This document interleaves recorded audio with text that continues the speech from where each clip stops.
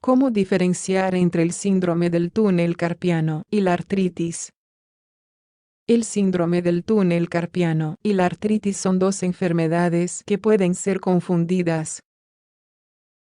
El primero se caracteriza por la compresión del nervio mediano a nivel de la muñeca, mientras que en la segunda existe una inflamación localizada en las articulaciones, con fuerte dolor e hinchazón. Aún así, existen algunas semejanzas entre ambas condiciones, en especial en lo referido al tratamiento.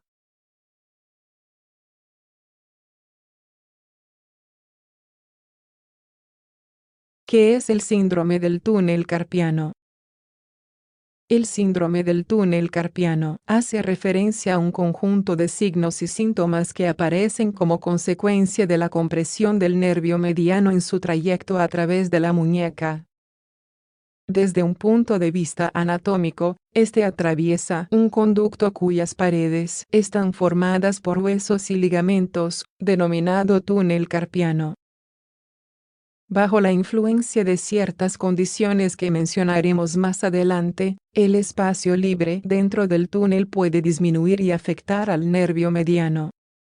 Esto desencadena un conjunto de impulsos nerviosos que, debido a que este nervio tiene una función sensitiva, se traduce en sensaciones anormales como hormigueo y debilidad.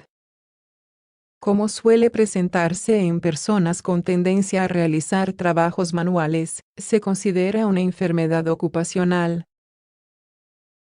Un trabajo de investigación publicado en la Revista Española de Salud Pública determinó la incidencia del síndrome del túnel carpiano en 4,2 casos por cada 100.000 trabajadores. ¿Qué es la artritis? Como su nombre indica, la artritis es un proceso inflamatorio de las articulaciones. Este se subdivide en decenas de tipos de artritis, cada una con sus propios factores de riesgo y tratamientos.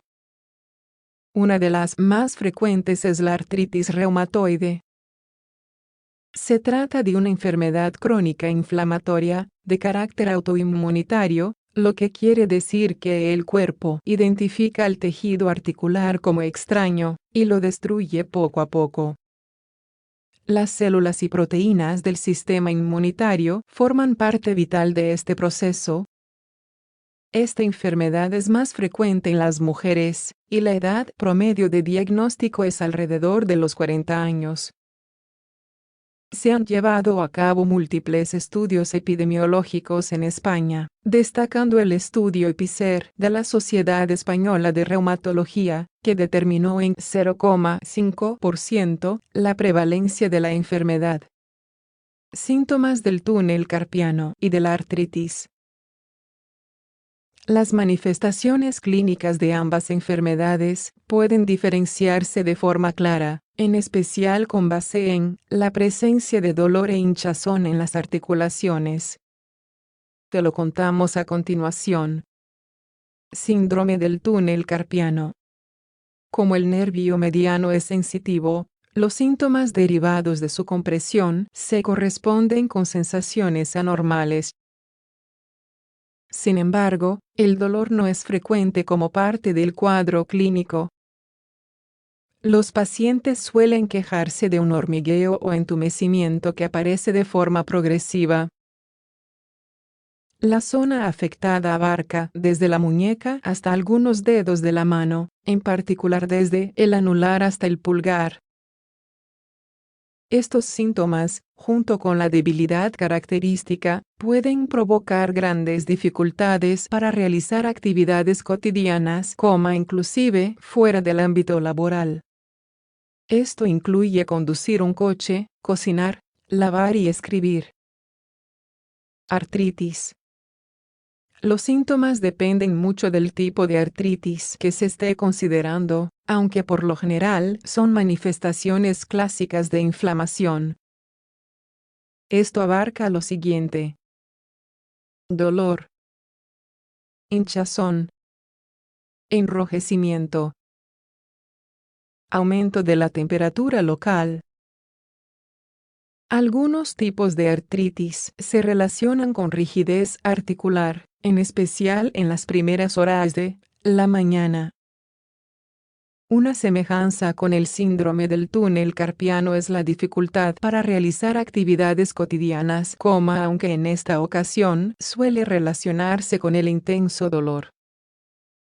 En los casos de artritis reumatoide, los pacientes que no reciben tratamiento suelen sufrir deformaciones articulares complejas que limitan de forma considerable la calidad de vida. La desviación de los dedos de las manos es la más característica. Causas del túnel carpiano y de la artritis. La artritis suele ser una consecuencia de factores genéticos y ambientales.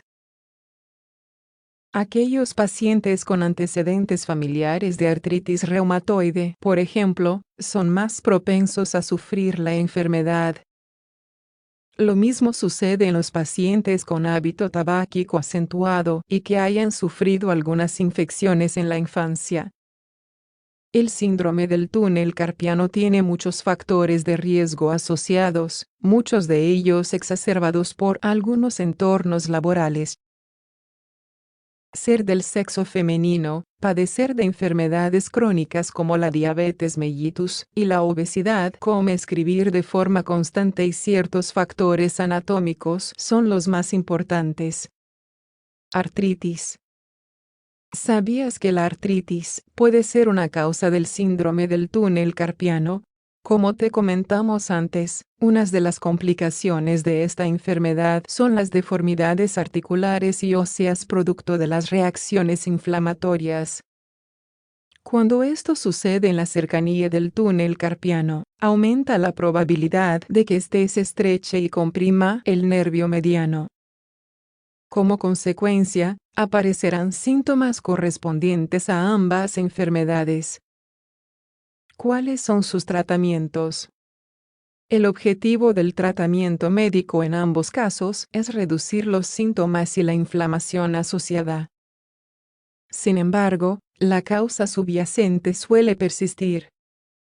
Para el caso del síndrome del túnel carpiano, existen intervenciones quirúrgicas que pueden resolver de forma definitiva el cuadro clínico. Te lo contamos a continuación. Síndrome del túnel carpiano. En un primer momento, el médico puede sugerir medidas básicas para disminuir los síntomas en casos leves. Esto incluye la aplicación de compresas frías y el reposo. Sin embargo, cuando estas no son efectivas, es necesario inmovilizar las articulaciones involucradas e iniciar tratamiento farmacológico. Este último consiste en la administración de antiinflamatorios no esteroideos, ANES, y corticosteroides. Por último, existen opciones quirúrgicas destinadas a la descompresión del nervio. Esto suele ser realizado por un cirujano de mano, y puede hacerse por vía endoscópica o abierta. Artritis.